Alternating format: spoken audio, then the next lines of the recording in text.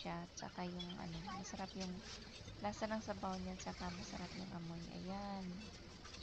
Tapos pakuluan pa ng 1 minuto.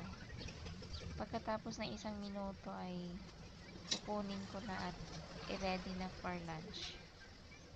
Wow, sarap naman. Kakatakam kumain ng isda. Alam nyo, hindi lang puro sa sabaw itong ano, pwede rin siya pamprito, pang tawag dito, prito, tsaka sabaw lang yung nalalaman ko guys. Okay na guys, luto na siya.